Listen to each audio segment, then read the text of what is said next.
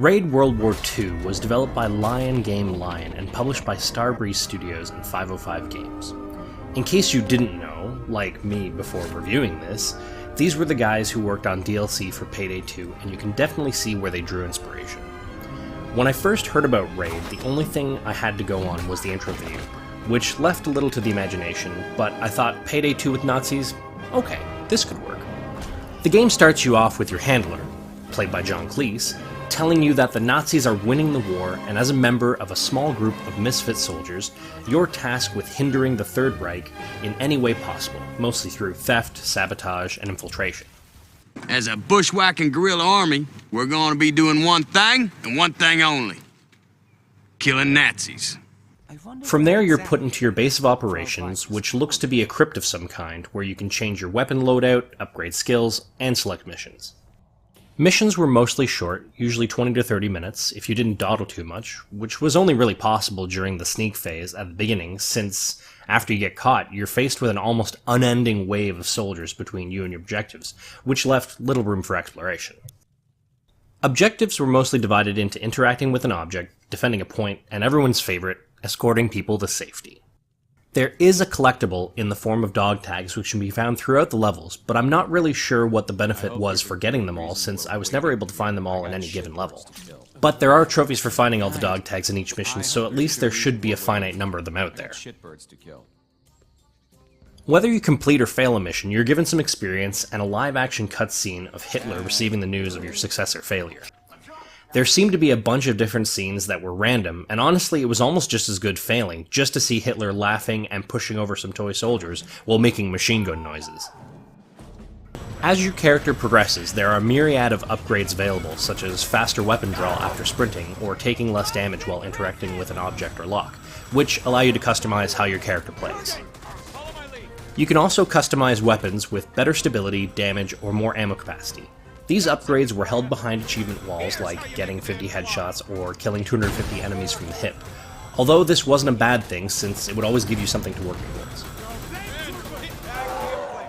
Graphically, the game does the job. Nothing special to look at, but the textures were decent and everything was recognizable, but certainly nothing to write home about. I think the best I can say about the visuals is that the locales and vehicles were all properly dated for 1940s Europe, so at least it maintains a level of immersion. Gunplay was solid with pretty standard controls. My only gripe early on was that the grenade wasn't on a shoulder button, and instead I had to switch weapons to use it, but honestly, I got used to it after a couple hours of play. I love the extra care given to recoil on weapons.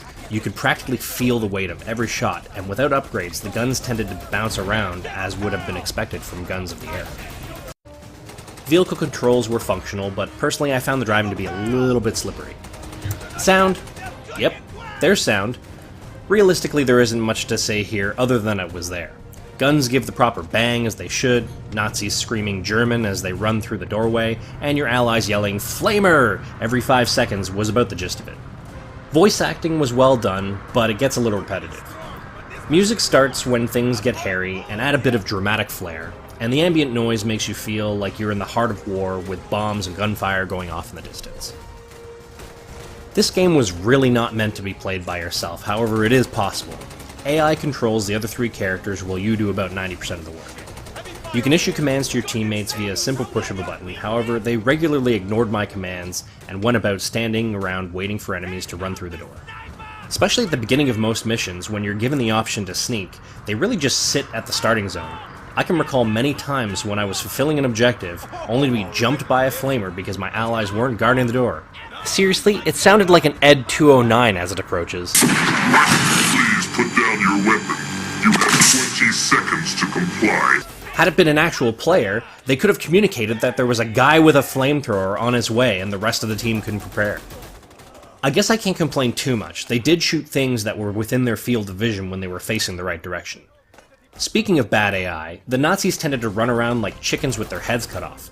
They would just come rushing through the door so often I would just spray machine gun fire through the doorway to clear a path. Overall, single player should be kept to trying out new guns or characters, or even just doing some leveling. As with Payday 2, multiplayer is the recommended mode of play. If you have 3 friends that you can log on with and go through a few heists and missions, the whole experience is vastly better. Playing online with randoms, however, also works, but it's very hit or miss. Some players just like to run in guns a-blazing, and when they get way too far ahead, die, and then wonder why you can't revive them. Others might try and take commands and get the job done, but you just don't know what you're going to get when you play online sometimes.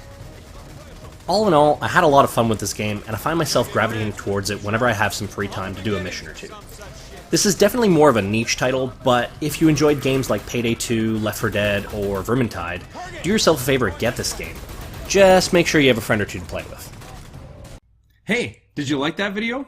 If you did, be sure to let us know by clicking the like button and leaving a comment. If you want to be first in line for any new content, be sure to subscribe to our channel and then hit up our Facebook page. The link's in the description below to see what's coming up next.